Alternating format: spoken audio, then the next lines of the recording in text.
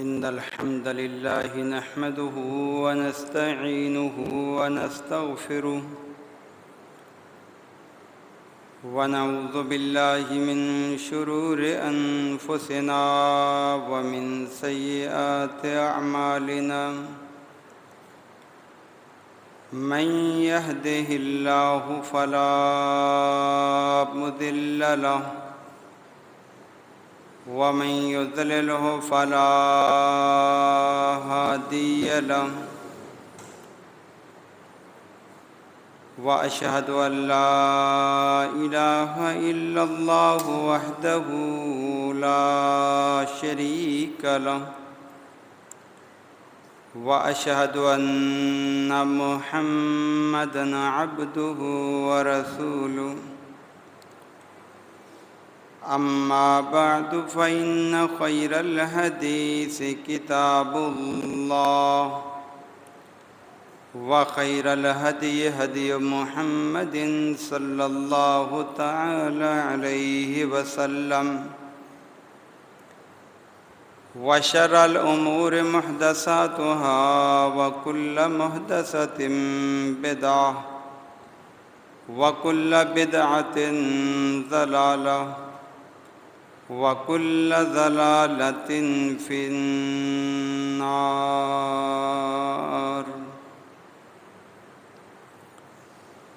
فأعوذ بالله السميع العليم وبوجهه الكريم وسلطانه القديم من الشيطان الرجيم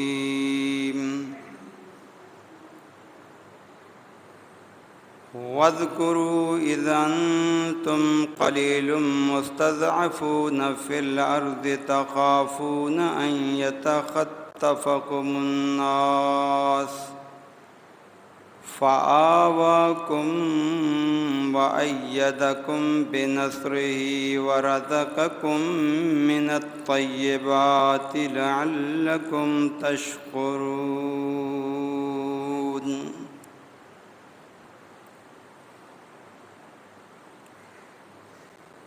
رب اشرح لي صدري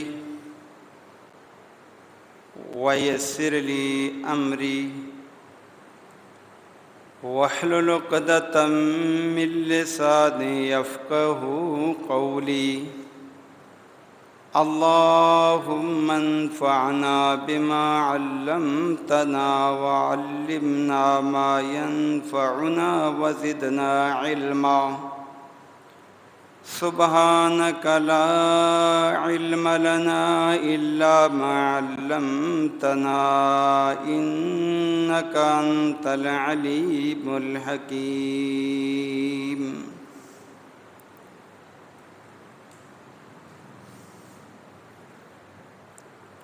ہر قسم کی قولی فعلی اور مالی عبادات، ہر قسم کے تحمیدی توصیفی کلمات، ہر قسم کی بڑائی کبریائی تنہائی یکتائی اللہ رب العالمین کے لیے خاص ہے کہ وہ اللہ جس اکیلے نے پوری کائنات کو تخلیق فرمایا ہے اور ہر جاندار کو شروع سے لے کر آج تک اور بعد میں بھی رزق دینے پر قدرت رکھنے والا ہے۔ درود و سلام سید الانبیاء، امام الانبیاء، خطیب الانبیاء، امام الہدیٰ، حبیب اللہ احمد مجتبیٰ جناب محمد الرسول اللہ صلی اللہ علیہ وسلم کی ذات گرامی پر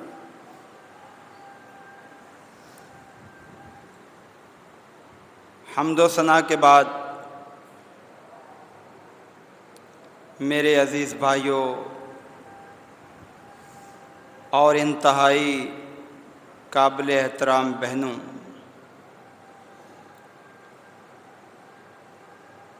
ماہ اگست اہل پاکستان کے لیے بڑی خوشی والا مہینہ ہے، اور اس خوشی کا اظہار کرنے کے لیے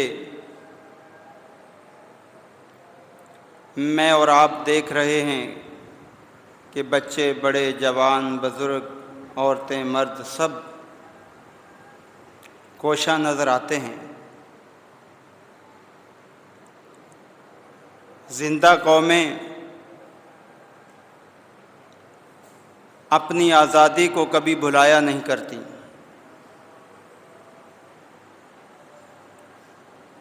اور آزادی کی نعمت ان لوگوں سے پوچھو جو آج غلامی کی زنجیروں میں جکڑے ہوئے ہیں،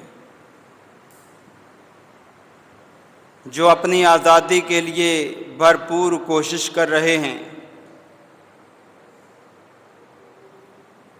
اپنی جانوں کے نذرانے پیش کر رہے ہیں، لیکن آزادی نہیں مل رہی۔ ہم ان تمام مسلمانوں کے لیے دعا گو ہیں کہ اللہ تعالیٰ انہیں بھی آزادی کی نعمت سے مالا مال فرما دے۔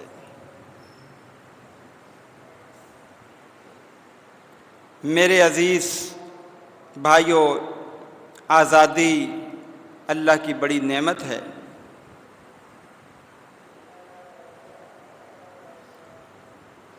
اور اہل پاکستان کو بھی اللہ تعالیٰ نے اس نعمت سے نوازا ہے۔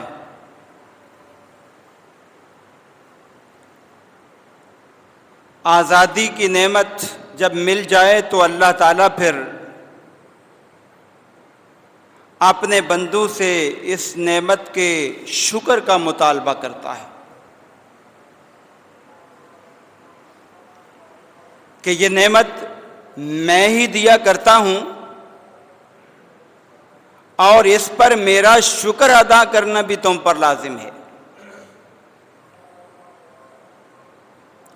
آج سے برسوں سال پہلے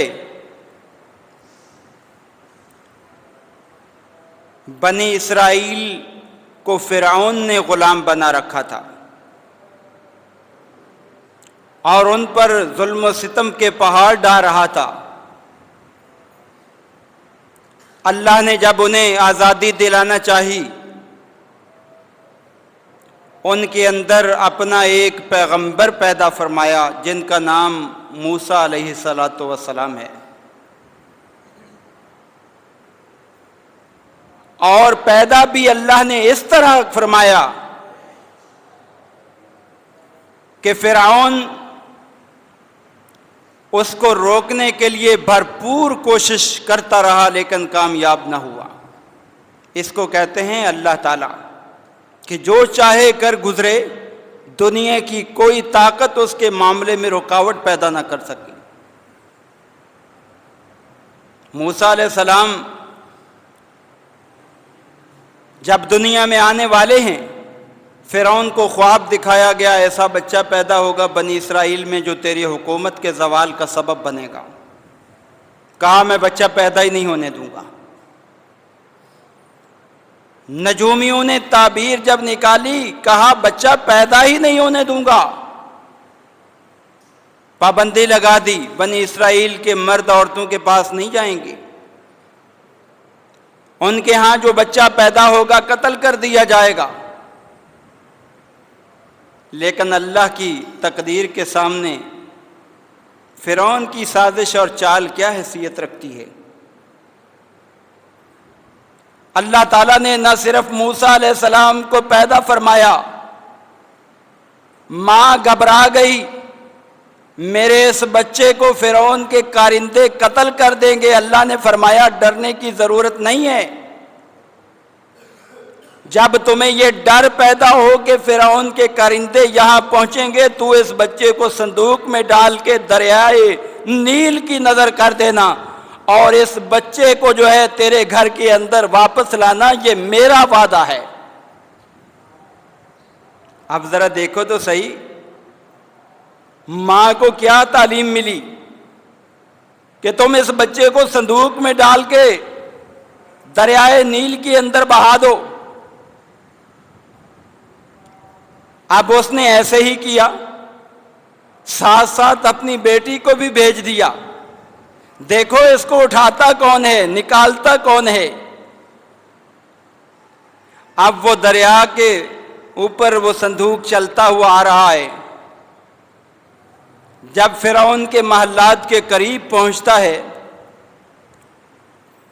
تو فرعون کی بیوی آسیہ کی نظر پڑتی ہے، کہا وہ صندوق تیرتا ہوا جا رہا ہے، ذرا اس کو نکال کر تو لاؤ۔ اپنی باندیوں کو بھیجا، وہ جب دیکھتی ہیں ان کو نکال کر لے آئیں۔ جب کھول کر دیکھا تو اندر بڑا پیارا بچہ گھر میں لے آئی۔ فرعون آیا، کہا یہ کیا؟ کہا یہ بڑا پیارا بچہ ہے۔ لا تقتلوہ، اے فرعون اس کو قتل نہ کرنا، ہو سکتا ہے کہ ہماری اولاد نہیں، ہم اس کو اپنا بیٹا ہی بنا لیں۔ سورہ القصص کے اندر سارا واقعہ موجود ہے، قتل نہیں کرنا۔ اللہ نے فرعون کے گھر کے اندر آزادی دلوانے کا جو سبب بنا وہ بیٹا پال کر دکھا دیا۔ اور بچپن کے اندر ایک روایت میں آتا ہے کہ ایک دن فرعون کی داڑھی اس نے کھینچ لی موسیٰ علیہ السلام نے۔ جب کھینچی وہ پریشان ہو گیا، یہ وہی بچہ ہے جو میری حکومت کے زوال کا سبب بنے گا۔ کہا اس کو قتل کروں گا۔ بیوی پھر آڑے آ گئی، نہیں قتل نہیں کرنا ہے، بچہ ہے، اس کو کیا پتا، بچے داڑھی کو کھینچ لیا کرتے ہیں۔ آخر اس نے کہا امتحان لوں گا۔ ایک طرف ہیرے جواہرات رکھ دیے جو چمکدار تھے، دوسری طرف کوئلے رکھ دیے جو آگ کے کوئلے، وہ بھی چمکدار جلتے ہوئے کوئلے۔ کہا اگر یہ وہ بچہ ہوگا تو یہ ہیرے جواہرات کی طرف جائے گا، اگر یہ عام بچہ ہوا تو یہ کوئلوں کی طرف جائے گا۔ موسیٰ علیہ السلام پہلے بڑھنے لگے ہیرے جواہرات کی طرف۔ اللہ نے رخ پھیر دیا، نہیں ہے موسیٰ، ادھر نہیں جانا ہے، میں نے تجھے اس گھر کے اندر پالنا ہے، ظاہر نہیں ہونے دینا ہے کہ تو وہی ہے جو اس کی حکومت کے زوال کا سبب بنے گا۔ آخر موسیٰ علیہ السلام وہ کوئلوں کی طرف چل دیے۔ وہ کہنے لگا واقعی یہ وہ بچہ نہیں ہے۔ گھر کے اندر پلا پڑا، جوان ہوا، اور جوان ہونے کے بعد پھر ان کا لمبا واقعہ ہے کہ باہر نکلا، ایک قبطی کو دیکھا، ایک اپنی قوم کے بندے کو لڑتے ہوئے دیکھا۔ اپنی قوم کے بندے نے مدد مانگی، فوراً گئے اور جا کر اس قبطی کو ایک ہی گھونسا لگایا، فَوَقَذَهُ مُوسَىٰ فَقَضَىٰ عَلَيْهِ۔ اتنی اللہ نے طاقت دی تھی اس نبی کو، وہ قبطی کا کام تمام ہو گیا۔ دوسرے دن نکلے، پھر وہی قبطی جو ہے وہی بنی اسرائیل کا بندہ ایک اور قبطی سے لڑ رہا ہے۔ قبطی جو ہے یہ فرعون کی قوم تھی اور بنی اسرائیل موسیٰ علیہ السلام کی قوم تھی۔ اب دوسرے دن دیکھا تو اس بندے کی طرف بڑے جو اپنی قوم کا تھا کہ تو روزانہ لوگوں سے لڑتا رہتا ہے، اور اس نے کہا موسیٰ کل بھی تو نے بندہ قتل کر دیا، آج مجھے قتل کرنا چاہتے ہو۔ اس سے راز فاش ہو گیا کہ قاتل موسیٰ علیہ السلام ہے، اور اللہ سے معافی بھی مانگ لی۔ فرعون کی وہاں کابینہ بلائی گئی، جو قاتل ہے اس کو سزا دی جائے۔ اللہ نے فوراً فرعون کے لوگوں میں ایک بندہ جو ایمان کو چھپائے ہوئے تھا بھیج دیا، جا کے موسیٰ کو بتا دو اس علاقے سے نکل جائے۔ اور موسیٰ علیہ السلام پھر مدین گئے، شعیب علیہ السلام کی بکریوں کو پانی پلایا، پھر ان کے داماد بنے۔ پھر اس کے بعد اللہ نے واپسی میں نبوت عطا کی۔ نبوت ملنے کے بعد اللہ نے کیا فرمایا؟ اذهبا الى فرعون، اے میرے موسیٰ اور ہارون جائیے فرعون کے پاس، فقولا له قولا لینا، اور اس سے بات کرنا بڑے نرم لہجے کے اندر، سختی نہیں، اس کو کہنا رب العالمین پر ایمان لے آؤ، لیکن وہ نہیں مانا۔ آخر کرتے کراتے اس نے اور ظلم شروع کر دیا، بنی اسرائیل پر ستم شروع ہو گئے۔ اللہ تعالیٰ کے نبی کے آنے کے باوجود بھی وہ آزادی حاصل نہ کر پائی۔ آخر جب حد سے زیادہ ظلم بڑھ گیا، اب موسیٰ علیہ السلام اللہ سے دعا مانگتے ہیں، اللہ میری قوم کو آزادی عطا کر دے۔ اللہ نے فرمایا اچھا، میرا پیغمبر مجھ سے آزادی کی نعمت مانگے اور میں عطا نہ کروں؟ کہا موسیٰ ایسا کیجئے، اپنی قوم فرعون، اپنی قوم جو ہے بنی اسرائیل، اس کو لے جائیے رات ہی رات میں، اور یہ دریا جو ہے اس کو عبور کر کے آگے نکل جائیے، آپ کی قوم آزاد ہو جائے گی۔ آزادی کے لیے علاقہ چھوڑنا پڑتا ہے، آزادی کے لیے گھر بار چھوڑنے پڑتے ہیں، آزادی کے لیے قربانیاں دینی پڑتی ہیں۔ موسیٰ علیہ السلام کو حکم ہوا نصر بعبادی، میرے بندوں کو لے کر چل دیجیے، چل پڑیے۔ موسیٰ علیہ السلام لے کر نکل پڑے۔ چلتے چلتے جب دریا کے کنارے آئے، ادھر فرعون کو پتہ چلا بنی اسرائیل جو ہے میری غلامی سے نکل کر جا رہے ہیں، کیوں جانے دو ان کو؟ میں تو غلام بنا کے رکھوں گا، میں تو ان کو دبا کے رکھوں گا، میں ان کو آزادی سے عبادت نہیں کرنے دوں گا۔ اب جب اس کا یہ پروگرام تھا تو میرے رب کی تدبیر تھی بنی اسرائیل کو آزادی دلانے کی۔ کیسے دلائی؟ فرعون نے اپنی فوجوں کو جمع کیا، نکلو جلدی، کوئی پیچھے نہ رہے، سارے فوجی شامل ہو جائیں، بنی اسرائیل کو آزادی نہیں دینی ہے، غلام بنا کر رکھنا ہے، پکڑو۔ بنی اسرائیل کے پیچھے لشکر ان کا بھی چل پڑا۔ اب آگے دریا کی موجیں، پیچھے فرعون کی فوجیں، بہت بڑا امتحان تھا۔ کہنے لگے اے موسیٰ ہم تو مارے گئے، آپ کی بات مانی، آگے دریا ہے وہاں اس کے اندر جائیں گے تو ڈوب جائیں گے، اور پیچھے فرعون کی فوجیں ہیں، اگر انہوں نے پکڑ لیا تو اب تو بچنے کا امکان ہی نہیں۔ لیکن میرے عزیز بھائیوں، میرا رب ہی وہ واحد ہے کہ جو پریشانیوں سے نجات دلاتا ہے۔ موسیٰ علیہ السلام سے کہا ہے میرے موسیٰ، آپ جو ہے نا یہ دریا میں جو ہے لاٹھی کو ماریں اور آپ کے لیے جو ہے نا 12 راستے بنا دیتا ہوں، 12 راستے دریا کے اندر، خشک راستے۔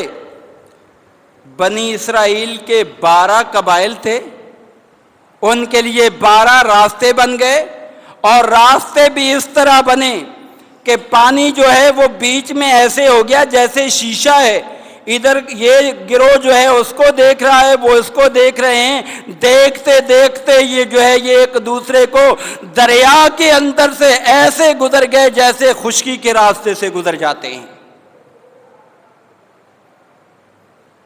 اللہ پر یقین رکھو، اللہ پر اعتماد رکھو، دریاؤں کے اندر جو رب راستے بنا سکتا ہے وہ کیسے جو ہے وہ آزادیاں نہیں دلا سکتا؟ اب بنی اسرائیل کے لیے راستے بنے، سب دریا کے پار چلے گئے۔ ادھر فرعون اپنی فوجوں کے ساتھ آیا، اور آ کر اس نے دیکھا راستے بنے ہوئے ہیں، پھر بھی عقل نہیں آئی، پھر بھی سمجھ نہیں آئی کہ یہ راستے بنانے والا کون؟ کیا میں اپنے آپ کو رب اعلیٰ کہتا ہوں میں دریا میں راستے بنا سکتا ہوں؟ عقل نہیں آئی، اس لیے کہ مشرک کی جو عقل ہے نا وہ کام کرتی نہیں۔ مشرک جو ہوتا ہے نا وہ بے سمجھ بن جاتا ہے، وہ کبھی گھوڑے کے آگے سجدہ کرتا ہے، کبھی گھوڑے کے پاؤں چاٹتا ہے، کبھی جو ہے وہ گائے کے سامنے سجدہ کرتا ہے، کبھی گائے کا پیشاب پیتا ہے، کبھی مورتیوں کے سامنے سجدہ کرتا ہے۔ جب بندہ شرک کرتا ہے اللہ اس کی عقل کو چھین لیا کرتا ہے اسے۔ آپ دیکھیں، حیران ہو جائیں گے آپ، اس کو اگر عقل اور سمجھ ہوتی وہ سمجھ جاتا کہ یہ راستے بنانے والا جو رب ہے نا، جو بنی اسرائیل کو راستہ دے رہا ہے، یہ میں اس کا پیروکار ابھی سے بن جاؤں تو اچھا ہے، لیکن طاقت اور گھمنڈ کے اندر کہنے لگا نہیں میں پیچھا کروں گا۔ اللہ فرماتا ہے جب وہ سارے اندر چلے گئے نا، فَأَخَذْنَاهُ وَجُنُودَهُ فَنَبَذْنَاهُمْ فِي الْيَمِّ، ہم نے اس کو بھی پکڑ لیا، اس کے پورے لشکروں کو بھی پکڑ لیا، دریا کو حکم دیا اب چل، اور دریا نے سارے راستے ختم کر دیے، اور سارے لوگ جو ہے فرعون کے جو ہے وہ ڈوب کر مر گئے۔ اور فرعون جو ہے اس ٹائم کیا کہنے لگا؟ میں اس رب پر ایمان لاتا ہوں جس پر بنی اسرائیل ایمان لائے ہیں۔ اللہ نے فوراً فرشتہ بھیجا، الآن وقد عصیت من قبل۔ سورہ یونس میں اللہ فرماتے ہیں اب سیدھی راہ پہ آتا ہے، اب جو ہے سارے معاملات دیکھ کر اب سمجھ آ گئی تجھے، اب کوئی فائدہ نہیں ہوگا، پہلے نافرمانیاں کرتا رہا۔ خلاصہ کلام یہ ہوا کہ اللہ نے بنی اسرائیل کو فرعون کے ظلم و ستم سے نجات دی، اور بعد میں پھر بنی اسرائیل واپس جو ہے مصر آ گئے، جو فرعون کے محلات تھے ان کے وارث بن گئے، ان کی جائیدادوں اور پراپرٹی کے وارث بن گئے۔ یہ اللہ تعالیٰ نے ان کو آزادی عطا فرمائی تھی۔ اور جب اللہ کے پیارے نبی علیہ السلام مدینہ میں آئے تو یہودیوں کو دیکھا وہ 10 محرم کو روزہ رکھتے تھے۔ آپ نے پوچھا روزہ کیوں رکھتے ہو؟ کہا جی اس دن اللہ نے ہمیں فرعون کے ظلم و ستم سے نجات عطا فرمائی تھی، ہم اللہ کے شکر کے طور پر یہ روزہ رکھتے ہیں۔ اللہ کے پیارے نبی علیہ السلام نے فرمایا میں تو موسیٰ علیہ السلام سے زیادہ قریب ہوں، لہٰذا اگر تم موسیٰ علیہ السلام اور ان کی قوم کی آزادی پر شکرانے کے طور پر روزہ رکھتے ہو تو میں بھی رکھوں گا۔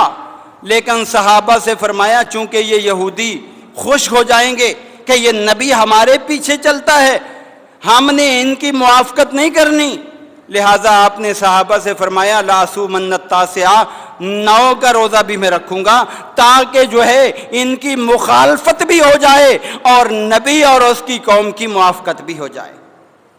تو معلوم کیا ہوا کہ بنی اسرائیل کو اللہ نے آزادی دی، اور اس آزادی کا اللہ نے قرآن میں بھی ذکر فرمایا، وَإِذْ نَجَّيْنَاكُمْ مِنْ آلِ فِرْعَوْنَ يَسُومُونَكُمْ سُوءَ الْعَذَابِ، اے میرے پیغمبر ان یہودیوں سے پوچھئے تو صحیح، وہ وقت یاد کرو، وہ دور یاد کرو، اِذْ نَجَّيْنَاكُمْ مِنْ آلِ فِرْعَوْنَ، ہم نے آل فرعون سے تمہیں آزادی دلائی، نجات عطا فرمائی، آل فرعون سے تمہیں آزادی دلائی۔ یسومونکم سوء العذاب، وہ تمہیں جو ہے سخت عذاب چکھاتے تھے، بڑی تکالیف دیتے تھے، بڑا پریشان کرتے تھے۔ آج کشمیر کے اندر کیا ہو رہا ہے؟ پریشانی نہیں ہے، بلکہ ہندوستان کے اندر رہنے والے مسلمانوں کے ساتھ کیا ہو رہا ہے، کتنا ان پر ظلم و ستم ہے۔ اللہ کا شکر ادا کرو، اللہ نے یہ آپ کو ایک بہت بڑی نعمت سے نوازا ہے، اور اس کی قدر کرو۔ بنی اسرائیل نے شکریہ کے طور پر جو ہے دن منایا تو کیا کیا؟ یہ وہ قوم ہے کہ جس پر غضب اللہ علیہ ہے، لیکن اس کے باوجود بھی انہوں نے رب کو راضی کرنے کے لیے روزہ رکھا۔ سبق کیا ملا؟ درس کیا ملا؟ رہنمائی کیا ملی؟ رب کے قرآن نے ہمیں یہ کیا سکھایا؟ اللہ کے نبی نے کیا سکھایا کہ جب تمہیں آزادی جیسی نعمت ملے تو رب کو راضی کرنے کے لیے جو ہے روزہ رکھو۔ یہ بنی اسرائیل نے رکھا تھا، اور اللہ کے پیغمبر جناب محمد الرسول اللہ نے بھی ان کی موافقت میں اور روزہ رکھ کے یہ ان سے جو ہے ہمدردی کا اظہار کیا۔ یہ آزادی ان کو ملی۔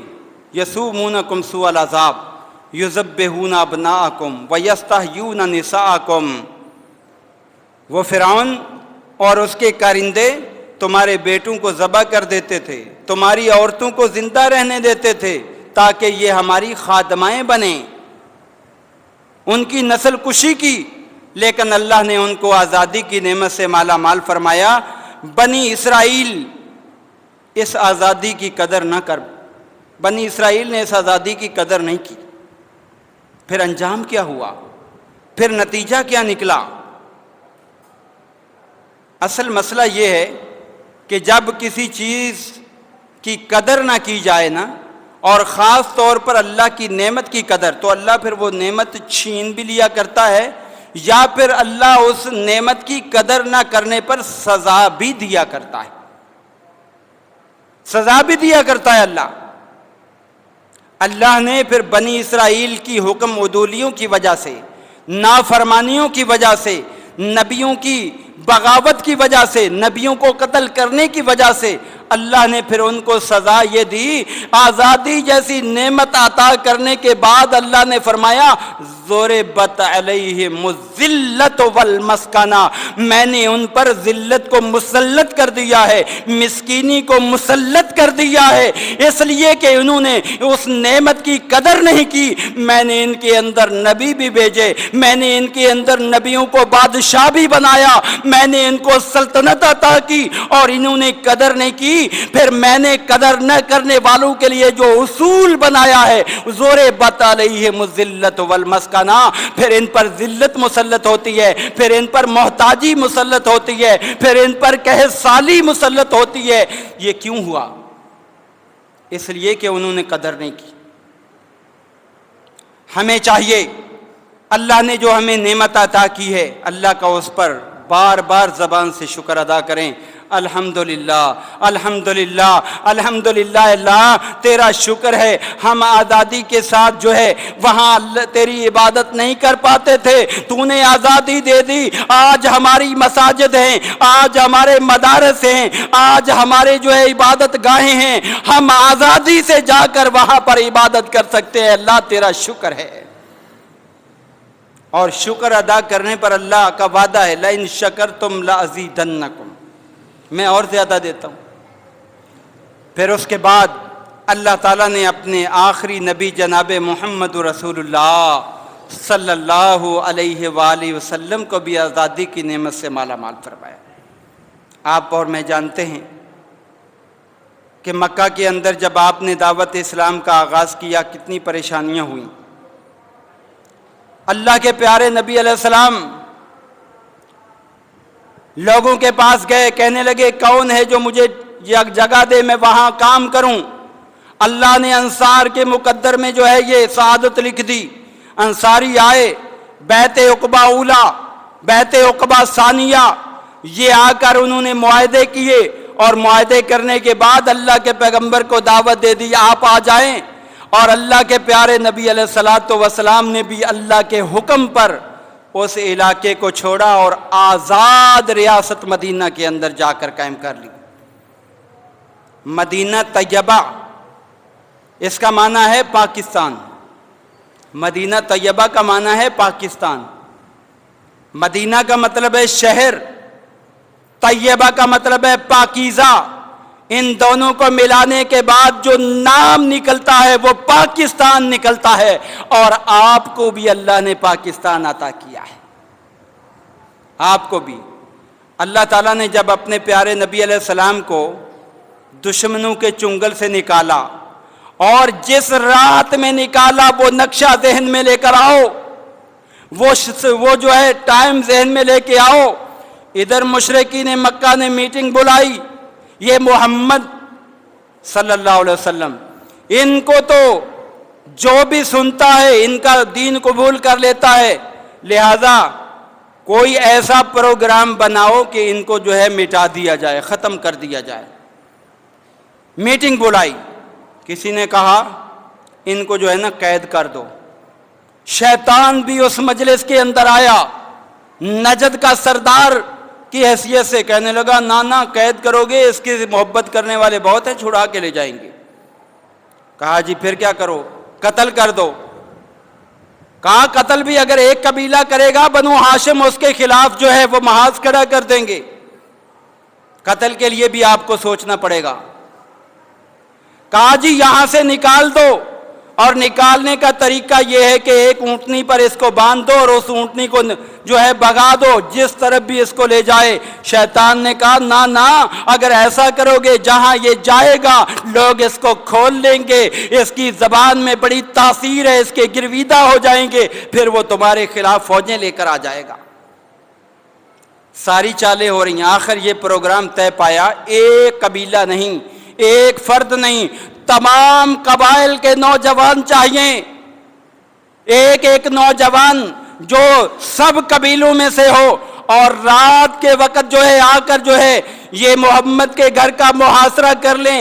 جب آپ فجر کے ٹائم جو ہے وہ نکلنے لگے پھر جو ہے مل کر سارے قتل کر دیں، اور اس طرح بنو ہاشم جو ہے نا یہ پورے عرب قبائل کی مقابلہ کرنے کی طاقت نہیں رکھے گا، لیکن میرا رب جو موسیٰ علیہ السلام کو فرعون سے بچا سکتا ہے وہ میرا رب محمد رسول اللہ کو کیسے نہیں بچائے گا، جس کے بارے اللہ خود یہ ضمانت لے چکا ہے، واللہ یعصمک من الناس،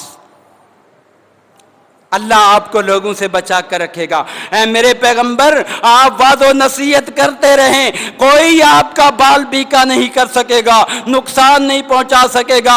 میرے محبوب پیغمبر اسی رات میں ہجرت کا حکم آتا ہے، علی المرتضیٰ کو بلاتے ہیں، علی میرے بستر پہ تم سو جاؤ اور امانتیں جو ہے واپس دے کر آنا، میں جو ہے امین ہوں اور میری امانت میں کوئی جو ہے وہ کمی نہیں آنی چاہیے، یہ فلاں کی امانت ہے، یہ فلاں کی امانت ہے، تم یہاں رات سو جاؤ اور میں جو ہے میں رات کی تنہائی میں نکل جاؤں گا۔ جناب ابو بکر کو ساتھ لیتے ہیں اور لے کر جو ہے وہ اللہ کے پیغمبر نکلتے ہیں۔ جب دیکھا تو دشمن کا محاصرہ ہے، محبوب کبریا نے آزادی کے حاصل کرنے کے لیے کتنے کٹھن مرحلہ میں تلواروں کے سائے تلے سے نکل کر جا رہے ہیں، اور اس دوران سورہ یاسین کی آیات پڑھی اور مٹھی جو ہے اس کے اندر مٹی لی اور جو ہے کفار کی طرف جو ایسے پھینک دی، جتنے بھی کفار کے افراد تھے ان کی آنکھوں کے اندر وہ مٹی چلی گئی، وہ ان کو کچھ نظر ہی نہیں آیا، اللہ کے نبی بحفاظت وہاں سے نکل گئے۔ یہ ہے آزادی دینے والا اللہ، آزادی دینے والا۔ اللہ کے پیغمبر مدینہ آ گئے، آزادی مل گئی۔ جیسے ہی آپ مدینہ پہنچے، آزادی ملنے کے بعد سب سے پہلا کام، آزادی ملنے کے بعد مسلمانوں سب سے پہلا کام، آپ قباء میں جا کر جو ہے وہ پڑاؤ ڈالتے ہیں، مدینہ سے چند میل کے فاصلے پر قباء، وہاں گئے۔ وہاں جانے کے بعد سب سے پہلا کام کیا کیا؟ وہاں مسجد کی بنیاد رکھی، آج بھی وہ مسجد مسجد قباء کے نام سے مشہور ہے، آج بھی وہ مسجد مسجد قباء کے نام سے مشہور ہے۔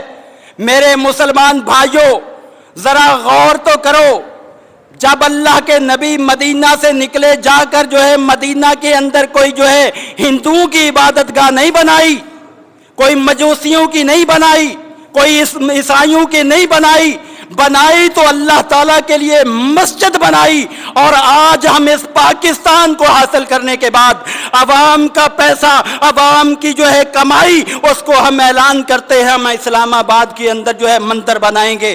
اگر یہی مندروں کی ضرورت تھی تو وہیں رہتے، یہاں آنے کی کیا ضرورت تھی؟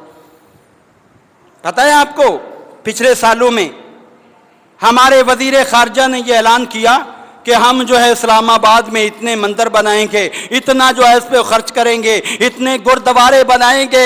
اللہ کے بندو، جب آزادی جس مقصد کے لیے حاصل کی جاتی ہے وہ مقصد کو پورا کرنا چاہیے، پھر اللہ رحمت و برکات کے دروازے کھول دیتا ہے، پھر وہ ریاستیں بڑھتی چلی جاتی ہیں، پھر وہ مدینہ طیبہ مکہ کو بھی فتح کرتا ہے، وہ جو ہے فارس کو بھی فتح کرتا ہے، وہ کیسر و کسریٰ کو بھی فتح کرتا ہے، وہ جو ہے پوری دنیا کے اندر اسلام کو پھیلانے کا ذریعہ بن جاتا ہے، کیونکہ رب کی جہاں رضا آ جائے وہاں پر کامیابیاں جو ہے وہ مقدر بن جایا کرتی ہیں۔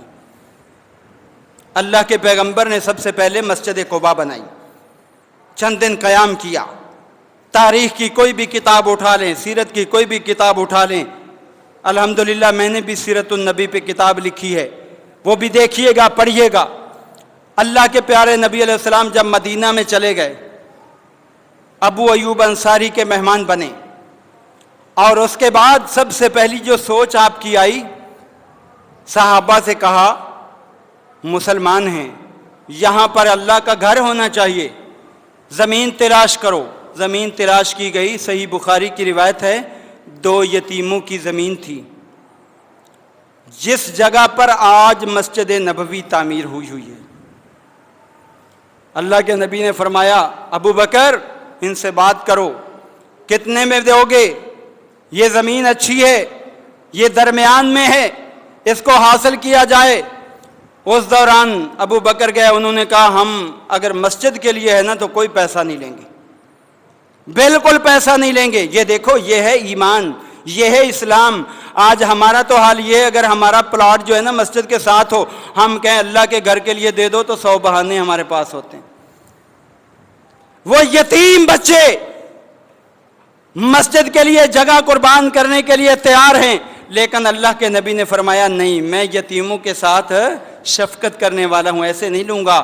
اور پھر اس دوران اعلان کیا من یشتری بقعۃ آل فلان، کون ہے کہ جو ہے فلاں کی زمین خریدے اور مسجد میں کے لیے وقف کر دے، میں جنت میں اس کے لیے جو ہے میں اللہ کے ہاں گھر دلاؤں گا۔ اللہ کے نبی کا اعلان کرنا تھا، عثمان غنی اٹھے اور وہ جگہ خریدی اور مسجد کے لیے وقف کر دی۔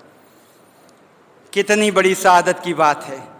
اس مسجد کے اندر علی المرتضیٰ نے بھی نمازیں پڑھیں، اس مسجد کے اندر حسن و حسین نے بھی نمازیں پڑھیں، اس مسجد کے اندر سیدہ فاطمہ الزہرا نے بھی نمازیں پڑھیں۔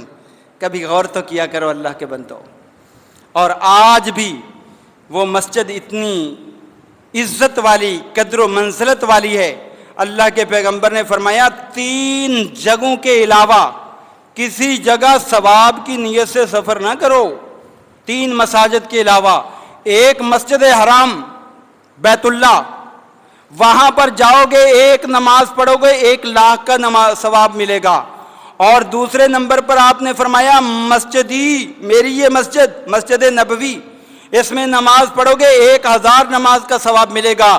تیسری جگہ جو ہے مسجد اقصی، وہاں پر جاؤ گے، وہاں بھی 1000 نماز پڑھنے کا ثواب ملے گا۔ یہ وہ مسجد اللہ کے نبی نے بنائی، اور پھر وہ مسجد توسیع ہوتے ہوتے آج دیکھیں کتنی بڑی مسجد۔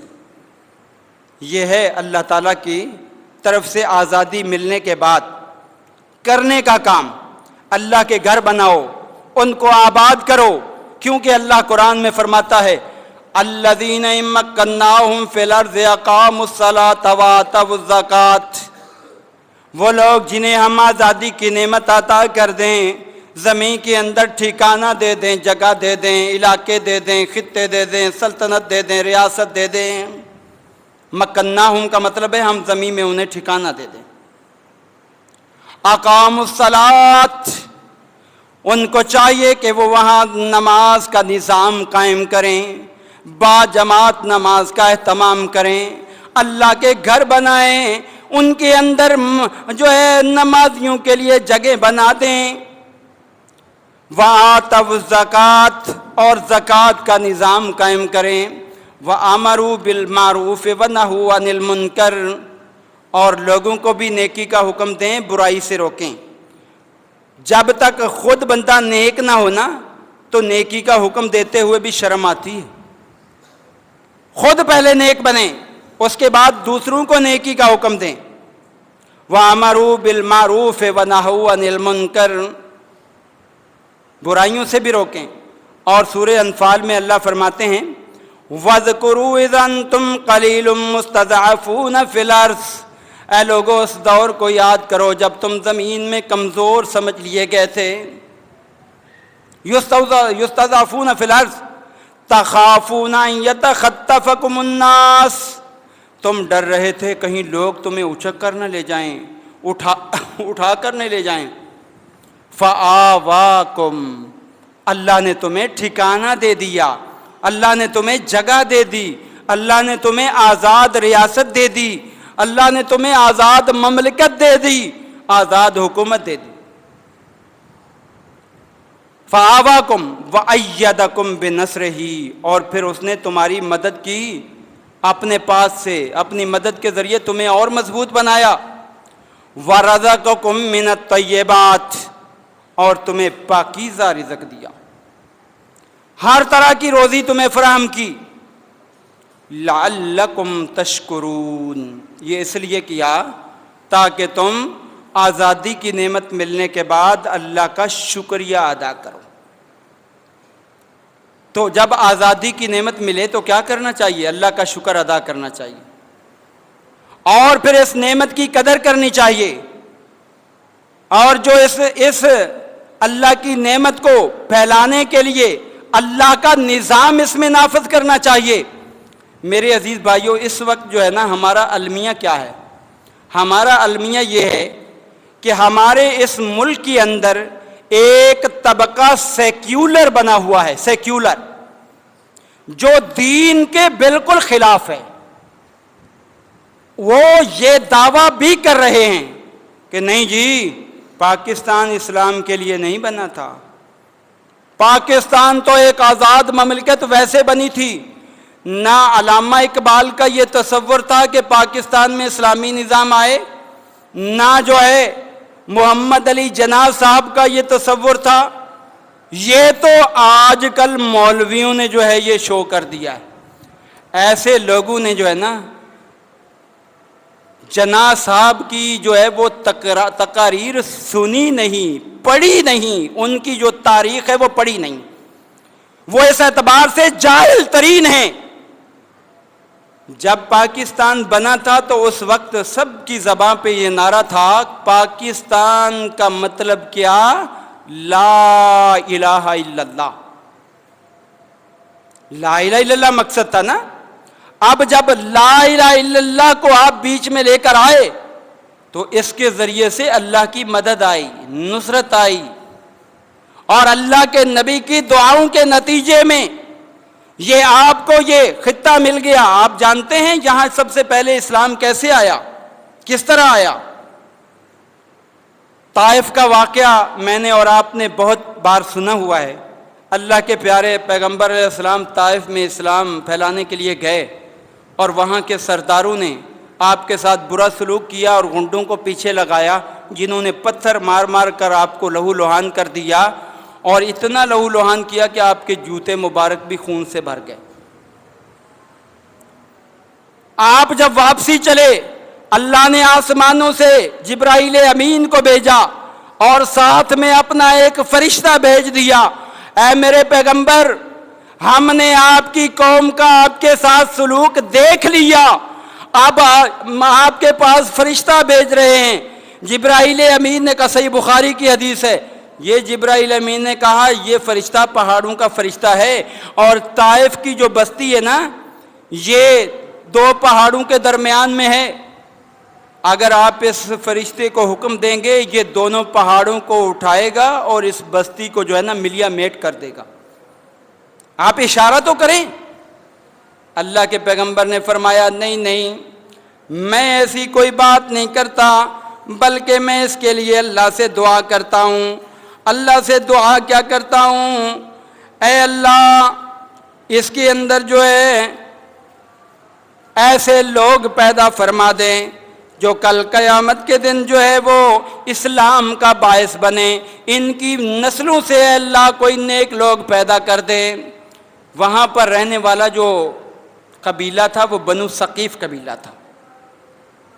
بنو ثقیف قبیلے کے افراد مسلمان ہوئے، اور مسلمان ہونے کے بعد تاریخ میں آتا ہے سب سے پہلے بر صغیر کے اندر جو جنہوں نے آ کر اسلام کی دعوت پیش کی یہی طائف قبیلہ کے لوگ تھے۔ اللہ کے نبی نے دعا کی، طائف قبیلہ مسلمان ہوا،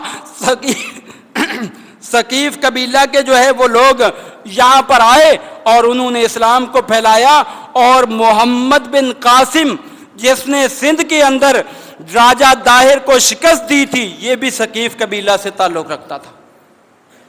کبھی ہسٹری پڑھ کر دیکھو۔ اور جناح صاحب کی تقاریر جو انہوں نے اس حوالے سے کی ہیں، چند ایک آپ کے سامنے پیش کر دیتا ہوں تاکہ آپ کو پتہ چلے کہ ہمارے حکمران ہمیں کس طرح گمراہ کرتے ہیں۔ 1945 میں فرنٹیئر مسلم لیگ کانفرنس میں جناح صاحب نے خطاب فرماتے ہوئے فرمایا تھا، مسلمان پاکستان کا مطالبہ کرتے ہیں تاکہ وہ خود اپنے ضابطۂ حیات، اپنے تہذیبی ارتقاء اور اسلامی قانون کے مطابق حکمرانی کر سکیں۔ جاؤ ان کا یہ خطبہ پڑھو، اسلامی قانون کے مطابق حکمرانی کر سکیں۔ جو بھی آپ کو اس طرح کی بات کرے اس پہ منہ پہ یہ مارو کہ دیکھو ان کا تصور کیا ہے۔ انہوں نے کہا کہ ہم اسلامی حکمرانی چاہتے ہیں، ہماری تہذیب، ہمارے تصورات وہ اصل طاقت ہے جو ہمیں آزادی حاصل کرنے کے لیے متحرک کرتے ہیں۔ اور انہوں نے یہ بھی فرمایا اسلامیہ کالج پشاور میں خطاب کرتے ہوئے، مسلم لیگ ہندوستان کے ان حصوں میں آزاد ریاستوں کے قیام کی علمبردار ہے جہاں مسلمانوں کی اکثریت ہے، تاکہ وہاں اسلامی قانون کے مطابق حکمرانی کر سکیں۔ ذرا بتاؤ جناح صاحب کو پتہ نہیں تھا ان چیزوں کا؟ آج جنہوں نے ملک کو برباد کرنے میں اپنی ساری توانائیاں صرف کر دیں، وہ یہ دعویٰ کرتے ہیں کہ ہم پاکستان کے لیے مخلص ہیں۔ جو آج مسلمانوں کی سیاست چل رہی ہے نا، اگر جناح صاحب دیکھ لیتے تو وہ اپنا سر شرم سے جھکا دیتے کہ میں نے اس لیے پاکستان بنایا تھا۔ سوچو غور کرو میرے عزیز بھائیوں، سوچو غور کرو اس حوالے سے۔ اور 8 مارچ 1944 کو انہوں نے مسلم یونیورسٹی علی گڑھ میں خطاب کرتے ہوئے کہا تھا، جس دن پہلا غیر مسلم مشرف با اسلام ہوا، اسی دن بر صغیر میں نئی قوم کا وجود پیدا ہو گیا، اور مسلمانوں کی بنیاد کلمہ توحید ہے، وطن یا نسل نہیں۔ جب پاکستان بنایا تھا اس دوران یہ نہیں کہا تھا یہاں پنجابی آ جائیں، یہاں سندھی آ جائیں، یہاں بلوچی آ جائیں، یہاں بنگالی آ جائیں۔ انہوں نے یہ کہا تھا یہ سارے مسلمان جو ہے اس پرچم کے نیچے آ جائیں۔ اسلام کے نام پر حاصل کیا گیا ملک آج اس کا کیا ہم نے جو ہے وہ۔ اور 1938 میں انقلاب لاہور میں ان کا ایک مضمون شائع ہوا، اور اس میں انہوں نے کہا مسلمانوں کو پروگرام تلاش کرنے کی کوئی ضرورت نہیں، ان کے پاس 1300 برس پہلے سے ایک مکمل پروگرام موجود ہے، اور وہ قرآن مجید کی صورت میں موجود ہے۔ وہ قرآن مجید کی صورت میں موجود ہے، جس کے اندر اقتصادی، تمدنی، معاشرتی ترقی کے علاوہ سیاسی پروگرام بھی موجود ہے۔ قرآن کریم ہمیں 3 چیزوں کی ہدایت کرتا ہے۔ ایک آزادی کی کہ آزادی بہت بڑی نعمت ہے، اس کی قدر کرو، اس کو حاصل کرو۔ دوسری مساوات کی کہ تمام مسلمان آپس میں برابر ہیں، کوئی اونچ نیچ نہیں۔ یہ ہندوؤں کے اندر جو ہے اونچ نیچ ہے، یہ بڑے طبقے کا ہے، یہ چھوٹے کا ہے، کوئی اونچ نیچ نہیں۔ اور اللہ کے پیغمبر نے برسوں پہلے فرمایا تھا لا فضل لعربی علی عجمی ولا لعجمی علی عربی الا بالتقوی۔ یہی بات انہوں نے کی کہ مساوات اور اخوت کا درس دیتا ہے۔ میں ان تینوں کا متبنی ہوں کہ اس ملک کے اندر آزادی کی نعمت کو جو ہے اہمیت دی جائے، اور پھر مساوات قائم کیا جائے، بھائی چارہ قائم کیا جائے، لڑائی جھگڑے ختم کیے جائیں، اور یہ ان کا منشور تھا۔ میرے عزیز بھائیوں، آج ہم نے کیا کیا؟ ہم نے سیاست کو اتنا غلط انداز میں پیش کیا کہ پوری دنیا میں ہماری سیاست جو ہے نا آج تنقید کا نشانہ بنی ہوئی ہے۔ سب سے پہلے اس حوالے سے یہ بات سنو، آج ہم نے ملکی خزانے کو اپنی جاگیر سمجھ لیا۔ مجھے ایک حدیث یاد آ گئی، کتاب المغازی بخاری شریف میں پڑھا رہا تھا، اس دوران ایک روایت آئی، اللہ کے پیارے نبی علیہ الصلوۃ والسلام جب خیبر سے واپس ہوتے ہیں، راستے میں آپ کا ایک غلام جو ہے وہ سواریوں کو پانی وانی پلا رہا ہے، سامان کی اصلاح کر رہا ہے، اتنے میں ایک تیر آتا ہے اور اجنبی تیر آ کر اس کو لگا، اور اسی ٹائم وہ شہید ہو گیا۔ اللہ کے پیارے نبی کے صحابہ جوک آئے، مبارک مبارک مبارک، اللہ کے نبی آپ کو مبارک ہو، آپ کا غلام شہید ہو گیا۔ آپ کا جو ہے غلام اللہ کو پیارا ہو گیا، سیدھا جنت میں چلا گیا۔ اللہ کے نبی نے فوراً سنا تو فرمایا کلا والذی نفسی بیدہ، اللہ کی قسم میرا وہ غلام جو ہے شہادت کے مقام کو نہیں پا سکا، وہ جنت میں نہیں جا سکا، وہ جو ہے اتنا بڑا انعام نہیں حاصل کر سکا۔ کیوں؟ وجہ کیا ہے؟ ان الشملۃ التی اخذها یوم خیبر من الغنائم، اس نے کیا کیا تھا؟ اس نے خیبر کے مال غنیمت میں سے ایک چادر جو ہے وہ چرا لی تھی، اور اللہ نے ایک چادر چرانے کی وجہ سے کیا فرمایا؟ نبی علیہ السلام نے فرمایا لا تشتعل علیہ نارا، میں نے دیکھا اس کو جہنم کے اندر جو ہے آگ کے اندر بھڑکایا جلایا جا رہا ہے۔ میرے عزیز بھائیوں، ایک چادر بیت المال سے مسلمانوں کے خزانے سے چرانے والا جہنم میں چلا جائے، اور آج ہمارے حکمران سارا ہی خزانہ کھانے کے بعد جنت کی امید رکھ کے بیٹھ جائیں، اور وہ بھی نبی کریم کا غلام۔ کبھی غور تو کیا کرو، یہ خزانہ جو کھا رہے ہو کل قیامت کے دن جواب بھی دینا پڑے گا۔ وہاں کوئی درم و دینار نہیں ہوں گے، وہاں پر جو ہے نا اعمال کے ذریعے، نیکیوں کے ذریعے جواب دینا پڑے گا، بدلہ دینا پڑے گا۔ اور پھر ایک صحابی اور جلدی سے آیا، وہ کہنے لگا اللہ کے نبی میں نے 2 تسمے جو ہے نا وہ مجھے اچھے لگے تھے، میں نے اٹھا لیے۔ آپ نے فرمایا اچھا کیا، جمع کرا دیے، نہیں تو قیامت کے دن تجھے آگ کے تسمے پہنائے جاتے۔ جو شریعت مسلمانوں کے بیت المال میں سے 2 تسمے حکمران کے لیے جائز نہیں بناتی، آج حکمران جو ہے سارا خزانہ لوٹ کر کیسے جو ہے وہ جنت کے ٹھیکیدار بنے ہوئے۔ اس لیے بہت سوچنے کی ضرورت ہے، اور گفتگو میں بھی زبان کو بڑے اچھے انداز میں استعمال کرنا چاہیے۔ اللہ کے پیارے نبی علیہ السلام نے قرآن پڑھ کر سنایا وَقُولُوا لِلنَّاسِ حُسْنًا، لوگوں سے اچھی باتیں کرو، اور آپ نے فرمایا ما یلفظ من قول الا لدیہ رقیب عتید، کہ جو بھی جو ہے گفتگو تم کرتے ہو اللہ کے فرشتے نوٹ کرتے ہیں۔ آج تم دوسروں کو چور چور چور لگا لگا کے ثابت کرنے کی کوشش کرتے ہو، اگر کسی مسلمان میں عیب بھی نظر آیا ہے تو تنہائی میں جا کے اس کی اصلاح کرو، لوگوں کے سامنے ذلیل کیوں کرتے ہو؟ اور اللہ کے نبی کی حدیث ہے جو کسی کو ذلیل کرتا ہے وہ خود ذلیل ہو کر رہتا ہے، چاہے گھر کے اندر بیٹھ جائے۔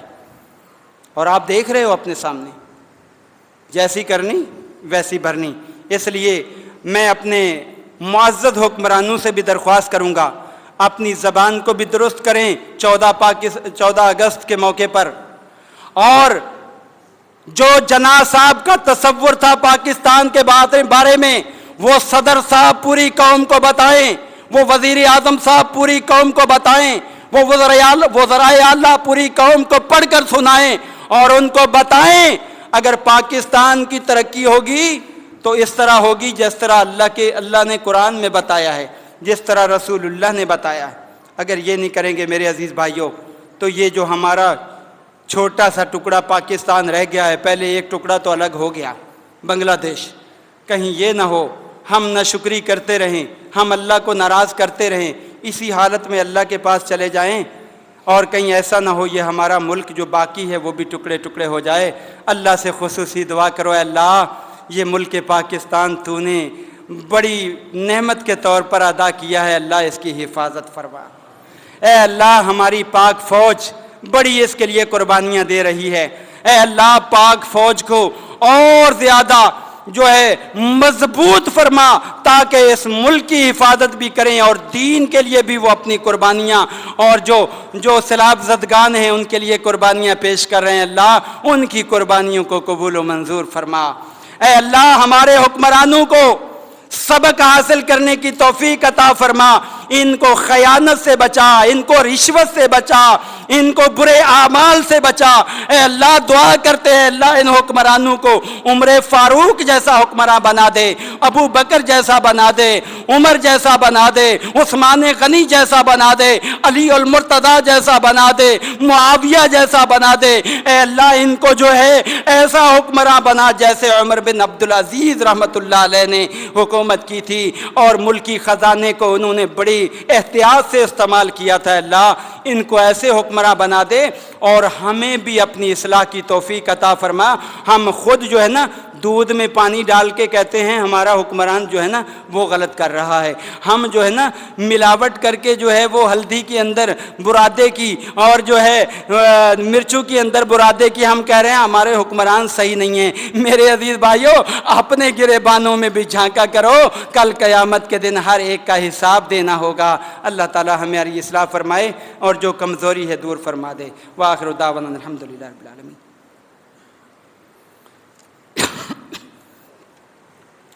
ان الحمد للہ نحمده ونستعینه ونستغفره ونعوذ باللہ من شرور انفسنا ومن سیئات اعمالنا من يهد الله فلا مضل له ومن يضلل فلا هادي له واشهد ان لا اله الا الله وحده لا شريك له واشهد ان محمدا عبده ورسوله اما بعد فقد قال الله تبارك وتعالى في كلامه المجيد والفرقان الحميد ان الله وملائكته يصلون على النبي يا ايها الذين امنوا صلوا عليه وسلموا تسليما اللهم صل على محمد وعلى ال محمد كما صليت على ابراهيم وعلى ال ابراهيم انك حميد مجيد اللهم بارك على محمد وعلى ال محمد كما باركت على ابراهيم وعلى ال ابراهيم انك حميد مجيد۔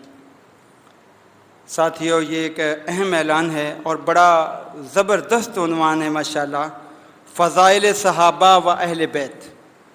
یہ کانفرنس منعقد ہو رہی ہے آپ کی اسی مسجد میں، کل بعد نماز عشاء ہوگی اور اس میں بڑے ہی اچھے مقررین مفتی عبدالوکیل ناصر صاحب اور ڈاکٹر عامر عبداللہ محمدی جو سوشل میڈیا میں ماشاءاللہ بہت اعلیٰ مقام رکھتے ہیں وہ خطاب فرمائیں گے۔ آپ سے گزارش ہے خود بھی آئیں، اپنے دوست احباب کو بھی لے کر آئیں اور اس حقیقت کو جانیں کہ آج صحابہ اور اہل بیت میں جو تفرقہ ثابت کیا جاتا ہے یہ سراسر جھوٹ اور دھوکے پر مبنی ہے۔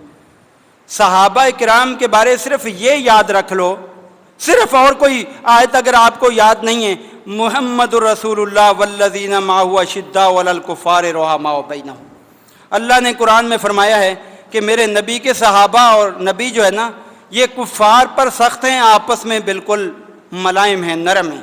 جب اللہ نے قرآن میں فرما دیا تو بڑے سے بڑے ذاکر اگر ہمیں یہ سمجھائیں نا کہ نہیں جی علی کے ساتھ ان کا یہ اختلاف تھا، ہمیں نہیں ماننا، اس لیے کہ ہمیں رب کے قرآن نے سمجھا دیا ہے اور اللہ کے نبی کے فرمان نے سمجھا دیا ہے، ان کے مقابلے میں ہم کسی کی بات بھی ماننے کو تیار نہیں۔ اس لیے اس معاملے میں ضرور شرکت کیجیے گا۔ عورتوں کے لیے بھی الحمدللہ پردے کا اہتمام ہے، اس میں ضرور شریک ہوں۔ اللہ تعالیٰ سے پھر دعا کرتا ہوں اے اللہ اس ملک پاکستان کی حفاظت فرما اور اس کو اندرونی اور بیرونی سازشوں اور چالوں سے محفوظ فرما، یہاں کے رہائشیوں کو ہر قسم کی خیر و برکات سے مالا مال فرما اور ہر غم اور ہر دکھ ہر پریشانی سے محفوظ فرما۔ یا عباد اللہ رحمکم اللہ ان اللہ یامر بالعدل والاحسان وایتاء ذی القربی وینہی عن الفحشاء والمنکر ولذکر اللہ اکبر واللہ یعلم ما تصنعون۔